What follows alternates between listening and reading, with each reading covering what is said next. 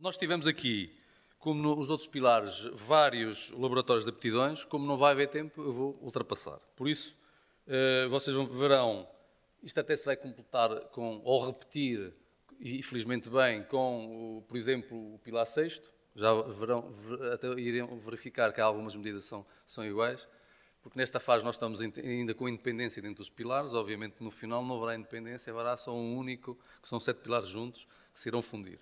Por isso, em termos de enquadramento muito geral, nós todos sabemos que, sendo nós, o USF, organizações positivas, onde impera uma cultura inovadora, que a prestação, que nos exige uma prestação atualizada de cuidados, obviamente adaptados à modernidade e ao padrão de qualidade, com a associação das respostas às novas exigências da população.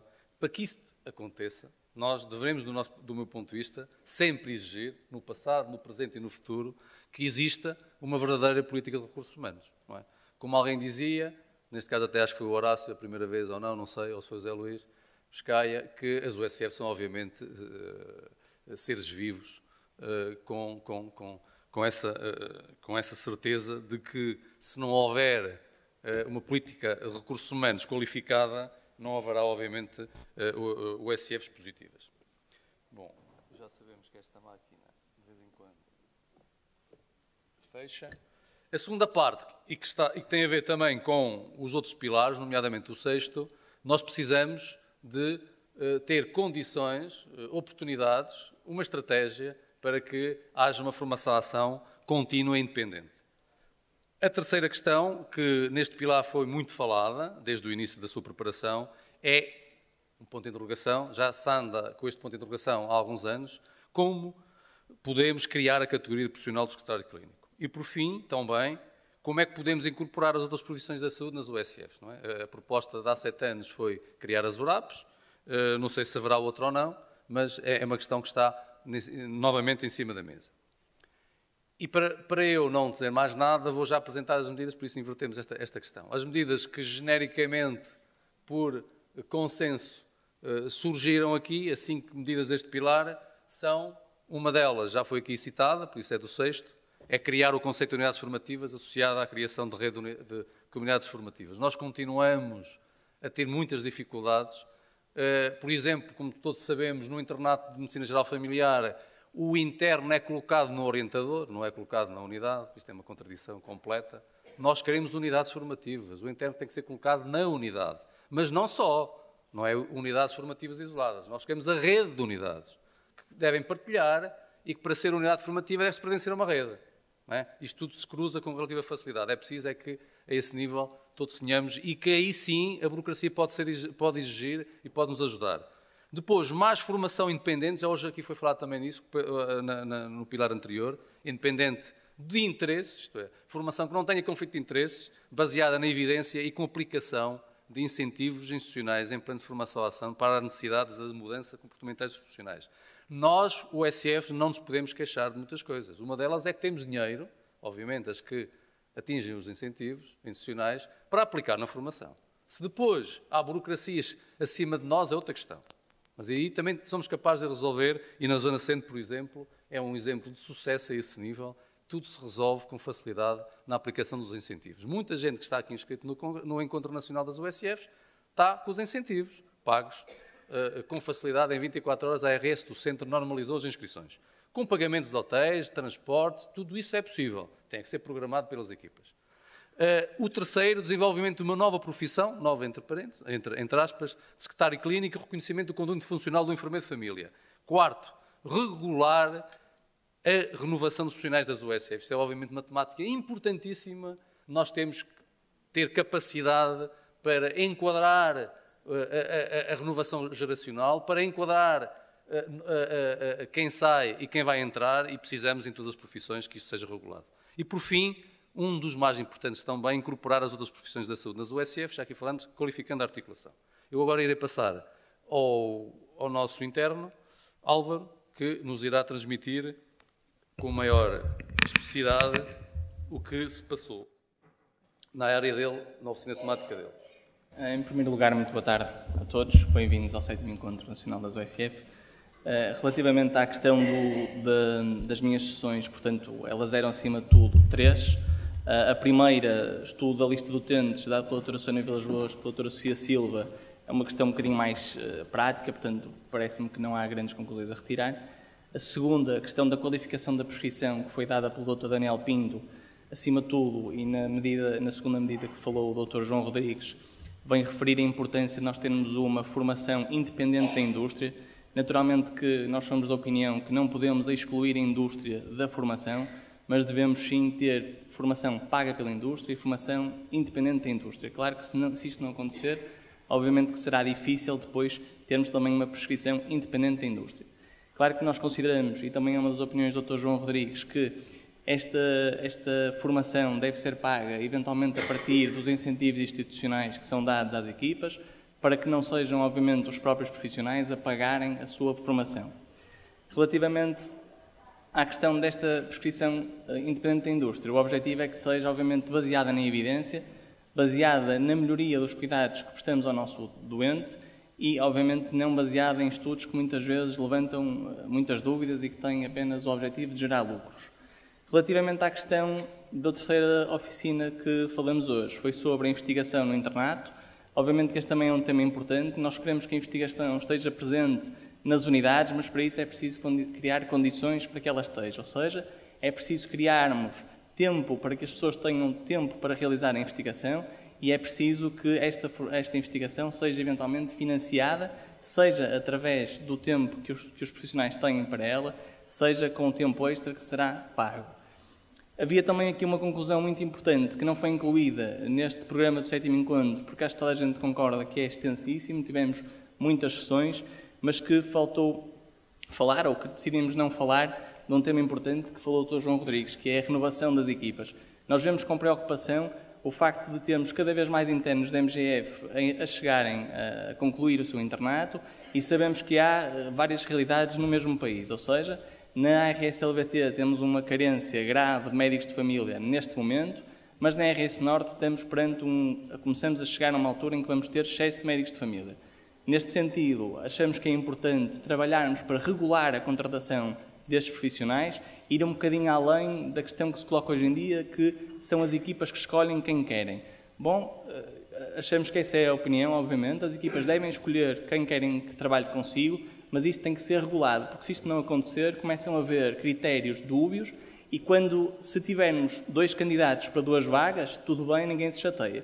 O problema é quando tivermos 3 candidatos, 4 candidatos, 5 candidatos para 2 vagas, aí vão-se levantar questões.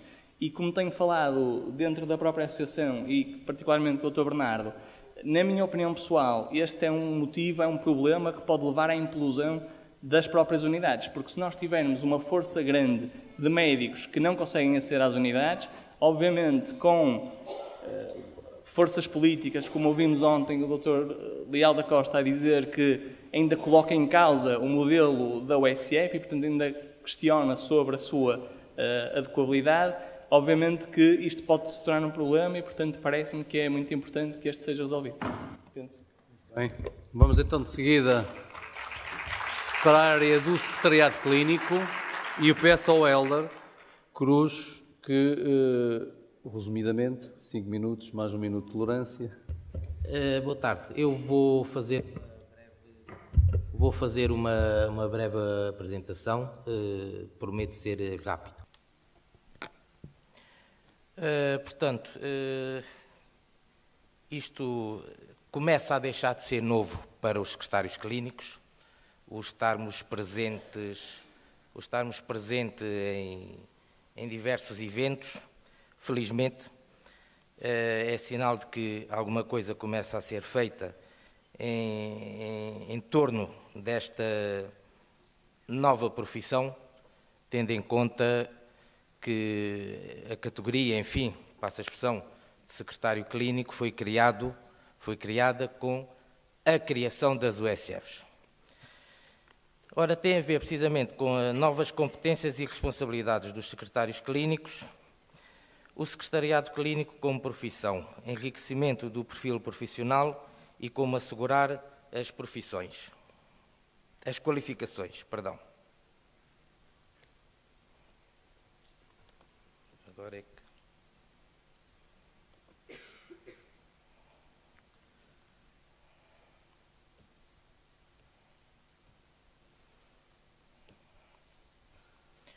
Ora, conclusões. Portanto, formação...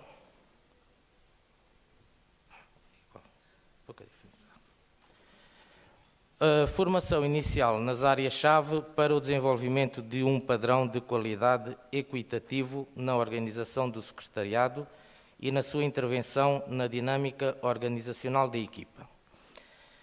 Não é nem mais nem menos que significar a necessidade de um patamar base de formação para todos os secretários clínicos, adquirirem competências iguais para todos para o desempenho das suas funções, nomeadamente competências comunicacionais. Desenvolvimento de competências incentivando a partilha e criando núcleos de formação entre unidades funcionais através das delegações da USF-AN. Criar profissionais formadores dentro da própria USF. É uma situação que algumas USFs já têm planos de formação, mapas de formação anuais, outras nem tanto. O objetivo é precisamente uniformizar toda esta situação. E, por fim, as USFs e o seu contributo para o desenvolvimento de uma nova profissão. Ora, existe precisamente o projeto de desenvolvimento da carreira de secretário clínico. Por algum lado tem que começar. Hoje, no nosso laboratório, foi levantada a questão de começar por onde? Pela regulamentação? Pelo envolvimento dos sindicatos, gerou alguma controvérsia. Por algum lado tem que começar. Secretário clínico.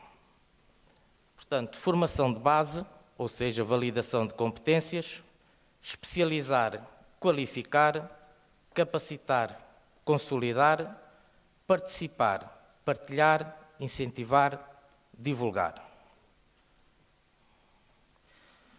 Ou seja, ser genuinamente secretário. Muito obrigado.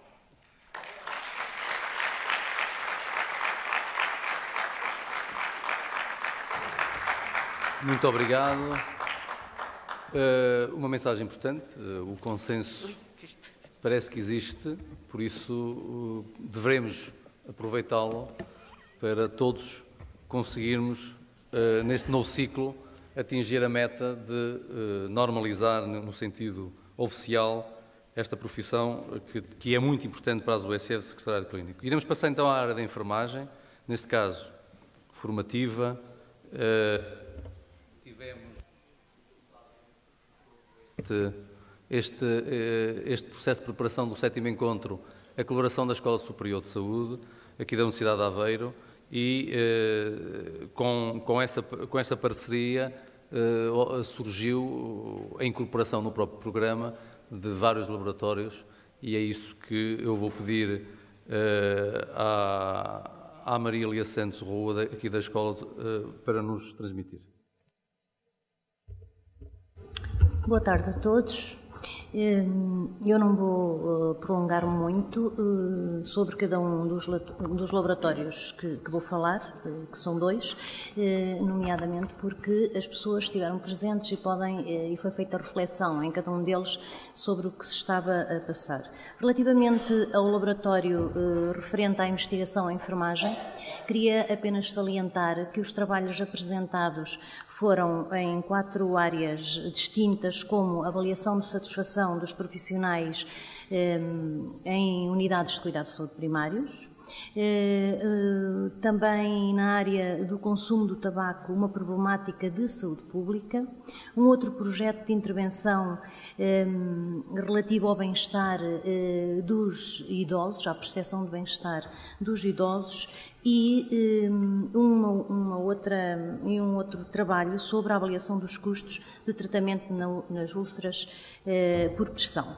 Estas 4 áreas de investigação demonstram que os enfermeiros, nas suas unidades, estão preocupados com as diferentes áreas do cuidar, ou que pressupõem um cuidar, e nomeadamente com os ganhos em saúde, com os custos de eficácia, e, portanto, estão a centrar a sua investigação em áreas diversas, por forma a melhorar a qualidade dos cuidados e os ganhos em saúde.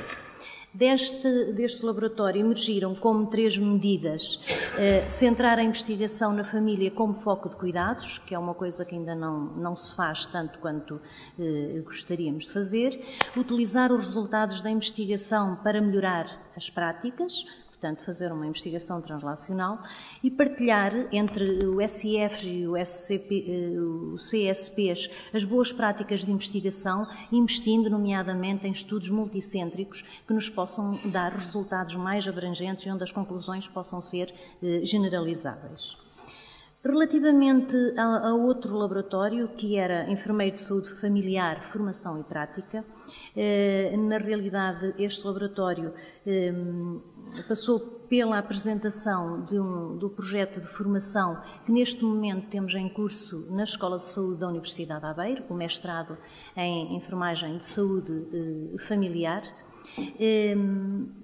Antes de apresentarmos o mestrado propriamente dito, fizemos uma breve reflexão sobre o que é que tem sido a legislação nos últimos anos sobre o que é ser enfermeiro especialista em enfermagem de saúde familiar, ou o que é ser enfermeiro de família, e, portanto, a legislação até 2009, em que pressupunha o enfermeiro especialista em enfermagem de saúde familiar como imprescindível ao desenvolvimento das unidades de saúde familiar. Neste pressuposto, a Ordem dos Enfermeiros criou, em 2011, uma matriz formativa para a criação da especialidade de enfermeiro de saúde familiar. E, portanto, mais recentemente, em 2014, e nomeadamente agora em janeiro de 2015, começa a sair uma outra legislação que vai deixando de fazer referência ao enfermeiro de saúde familiar enquanto especialista, enquanto imprescindível nestas unidades. Portanto, a discussão inicial centrou-se um pouco nestes aspectos. Depois foi feita a apresentação daquilo que é o nosso currículo do mestrado, tendo em conta a matriz operativa da Ordem dos Enfermeiros, com vista a não defraudar as expectativas dos formandos, nomeadamente se daqui a 2, 3 anos essa especialidade existir e que eles possam pedir o reconhecimento do seu mestrado também enquanto especialidade na área. E, portanto, relativamente à área formativa, também foi apresentada algumas das estratégias que usamos, nomeadamente de ensino à distância, entre outras. Portanto,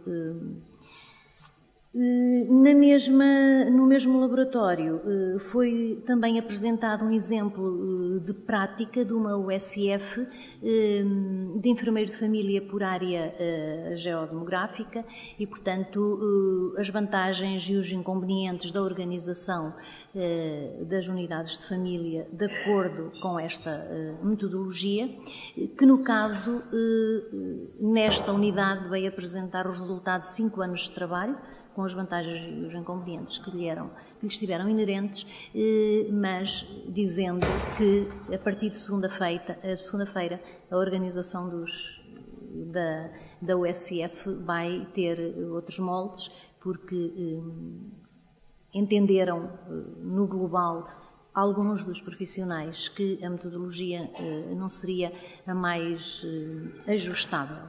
Portanto, deste laboratório surgiram como medidas promover a formação a nível do mestrado / especialização com reconhecimento por parte do Serviço Nacional de Saúde, promover nas práticas medidas inovadoras emergentes da investigação e da formação avançada para melhorar a qualidade dos cuidados e, consequentemente, obter mais ganhos em saúde. E, por fim, estabelecer protocolos de colaboração entre instituições de ensino e instituições de saúde, no sentido de manter um nível de atualização permanente por parte dos profissionais de ambas as instituições. Eu talvez não me fosse prolongar mais, as 5 medidas globais que são propostas, depois deixaria para... Eu agradeço, obrigado. Então vamos continuar, para terminar, se tivermos ainda tempo podemos ir à assistência, mas provavelmente não. O professor Pida Abreu já chegou e como não nos podemos atrasar, eu iria passar obviamente a palavra enquanto a Itelvina se desloca para falar. A Itelvina é assistente social, já foi coordenadora, acho eu, do MOURAP, do agrupamento... Do ACES. Do agrupamento Dão Lafões. E, sendo assistente social, é daqueles profissionais que não fazem parte das USFs. E a questão de fundo é sempre esta. Como é que nós devemos, como é que podemos articular melhor, como é que podemos rentabilizar, em termos qualitativos, os outros profissionais para, obviamente, termos melhores resultados em saúde. Muito boa tarde a todos os presentes. De facto, pronto, eu integro, como disse o Dr. João Rodrigues, uma unidade de recursos assistenciais partilhados e nestas unidades nós também já começamos a falar em reforma. É verdade que já são passadas quase uma década, as mudanças são muitas e provavelmente a URAP é daquelas unidades que, por arrasto, digamos que da própria reforma, portanto, ela também já percebeu as mudanças que estão em curso.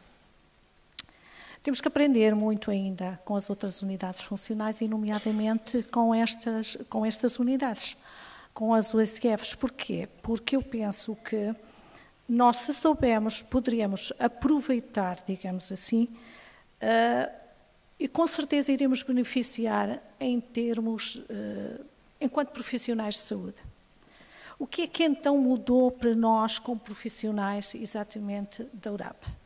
Mudou para já, e aquilo que nós sentimos é o modo como nós atuamos, o modo como nós nos começamos a relacionar com as outras unidades funcionais, o modo como se faz a partilha dos recursos e a sua complementariedade.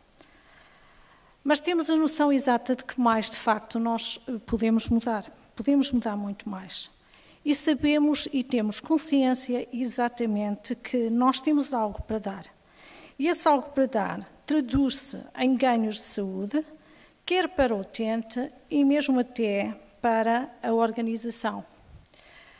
Na nossa unidade e como missão que nos foi confiada, nós temos que rentabilizar recursos e também sabemos que a nossa intervenção diminui custos.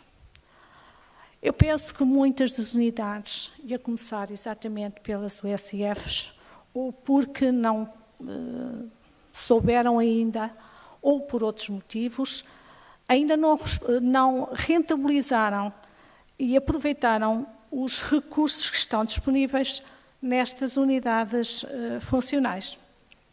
É verdade que todos nós sabemos que passámos de um modelo onde imperava a ausência total de uma cultura de gestão do projeto e do trabalho em equipa e passamos completamente, como aqui já foi dito, para um novo paradigma.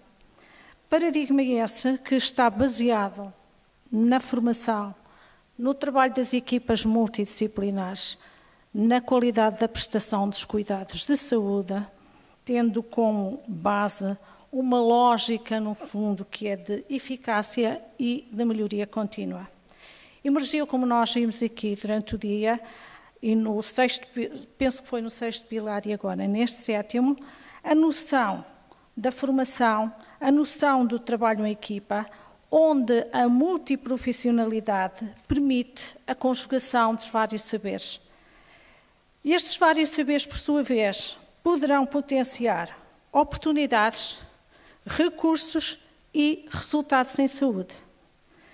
Esta lógica de interdisciplinariedade, nós sabemos e temos consciência já que exige uma cultura de compromisso e de responsabilidade. Mas também sabemos que nos conduz a uma intervenção participativa onde têm lugar as várias áreas profissionais. Nós já percebemos que a reforma a nós trouxe-nos duas coisas que consideramos bastante importantes. Uma é a identidade, a nossa identidade. A outra é exatamente a valorização da nossa intervenção em saúde, das novas áreas, as tais novas áreas de intervenção em saúde. Pela nossa diversidade e pela nossa multiplicidade de saber, nós constituímos uma bolsa de recursos e somos uma mais-valia. Eu deixo, por exemplo, um único exemplo. Penso que as URAPs têm um papel importante e têm até esse dever, que no fundo é dinamizar a formação ou participar na dinamização de formação interunidades. E fica um desafio para as USFs. Mas para isto tudo, no fundo, nós precisamos sobretudo, no meu entender, de agir de acordo com os mesmos princípios e, no fundo, também de partilharmos o mesmo quadro de valores. Para isso, é necessário uma coisa muito importante, que eu penso que a falha das URAP, se calhar, advém por aí. Nós precisamos do apoio, precisamos do acompanhamento dos conselhos clínicos, nomeadamente dos conselhos clínicos e de saúde. E se de facto na nossa unidade nós sentimos isso e já sentimos a mudança, devemos-lo a esse apoio e a esse reconhecimento do trabalho enquanto profissionais de outras áreas.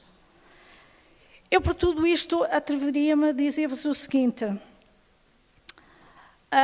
a maioria destes profissionais, a existência da sua intervenção só faz sentido se ela for articulada e integrada nas equipas multiprofissionais. Temos que criar todos respostas integradas, articuladas, diferenciadas e de proximidade. E isto não é só missão das URAPs.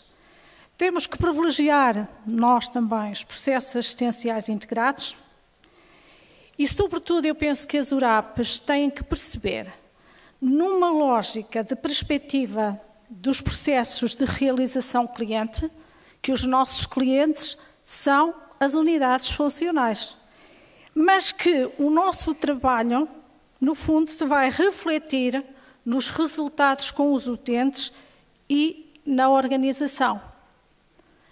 Para finalizar, eu queria só dizer o seguinte, que já todos percebemos que, efetivamente, as equipas multiprofissionais prestam cuidados globais de saúde e que todos temos a ganhar. Ganha o utente pelas múltiplas razões e sebejamente conhecidas. Ganham os profissionais, e neste caso refiro-me em especial aos da URAP, pelo reconhecimento, pela visibilidade do seu trabalho e pela satisfação. Tudo o que nós falamos aqui hoje durante o dia é de facto possível ser realizado. Fica um desafio para as unidades e se calhar até mesmo para os dirigentes. Os profissionais da URAP já estão habituados a trabalhar em equipa. Eu penso que aqui o que é preciso é sobretudo serem acompanhados e motivados. Isto porquê? Porque nós sabemos que efetivamente a motivação destes profissionais acaba por gerar brio profissional, o brio profissional vai gerar empenho e, consequentemente, o empenho vai gerar mais motivação. Muito obrigada.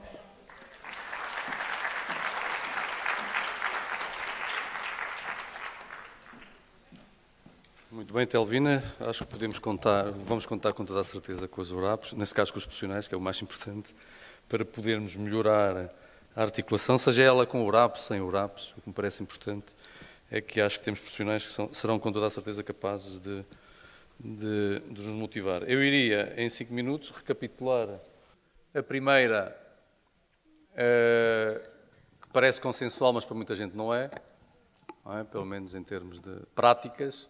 O objetivo, na primeira, é formalizar, em termos de enquadramento legal e depois de prático, começando na colocação dos profissionais, neste caso em formação, o conceito de unidade formativa, que implica, obviamente, estar, e será um dos requisitos, que se propõe estar inserido numa rede. Esta é a primeira medida geral. Conceito de unidade formativa, USF, mais estar inserido na rede de unidades formativas. Esta, como já foi no sexto debatida, iríamos logo para a seguinte. A seguinte é mais controversa, porque nós já vamos com 7 anos de incentivos institucionais. Por acaso era um estudo interessante a perceber. Eu vou tentar ter dados, perceber melhor quantas USFs é que estão a utilizar os incentivos institucionais na formação, isto é, nos planos formativos dos seus profissionais. Era interessante percebermos, que é para não andarmos sempre a culpar os outros, porque é muito importante. Mas, quando nós falamos em formação independente, significa sem conflito de interesse. É isso que se pretende aqui focar. Com ou sem indústria, não tem nada a ver uma coisa com a outra, tem a ver que haja uma carta de compromissos onde se definam as incompatibilidades e, a partir daí, está tudo resolvido. Houve alguns exemplos que surgiram nesta área, por exemplo, o coaching, por exemplo, na área do secretariado clínico, haver formação-ação em termos de plano de mapas de competências, etc. Por isso, o 2, já tiveram a hipótese de votar. Vamos ao terceiro. O terceiro está subdividido em 2, porque é a área do secretariado clínico e a área do enfermeiro de família. No primeiro parece que há consenso. Não está a dar, é? Então, se não está a dar, só estou a recapitular. Não há problema nenhum. Amanhã vai dar com toda a certeza e iremos fazer a sondagem. Mas este é muito importante, não é? Nós vimos há 7 anos a exigir a profissão de secretário clínico. Como disse muito bem, ela foi criada na prática com a criação das USFs. Isso também se passa com os enfermeiros, do meu ponto de vista, obviamente, mas vale o que vale. Vale pouco nesse aspecto. As USFs criaram 2 novas profissões, só que elas não estão normalizadas, não têm conteúdo legal e não têm conteúdo formativo que a sustente na sua progressão. E é isso que nós aqui exigimos. A quarta foi salientada muito bem pelo Álvaro, é a questão das contratações, é a questão das renovações, é a questão dos concursos, é a questão... Nós necessitamos, numa nova época, nos adaptar à mobilidade, à renovação, e para isso tem que haver regras nacionais, onde, obviamente, se pode incluir a escolha, como acontece agora nas USFs. Mas a escolha tem que ter alguns critérios que sejam de acesso, do meu ponto de vista, de todos os candidatos. E, por fim, a Itelvina foi-se-nos aqui, do meu ponto de vista, um discurso extremamente positivo e colaborativo, no sentido de termos aqui potenciais aliados, provavelmente estão subaproveitados, mas aí a culpa é nossa, e eu concordo com ela. Por isso, estamos preocupados para incorporar as novas profissões, as profissões que estão fora, neste chavão, enfim, que eu tenho utilizado muitas vezes, espero que não seja um chavão, que é a qualificação da articulação interna das unidades funcionais. Obviamente, nós falamos muito em unidades, temos que mais, se calhar, provavelmente, falar nas pessoas que têm uma profissão a exercer e uma carteira de serviço. Por isso eu terminava, eu agradeço, não vamos ter tempo para o debate, amanhã teremos mais oportunidades ainda, eu agradeço a presença de todos.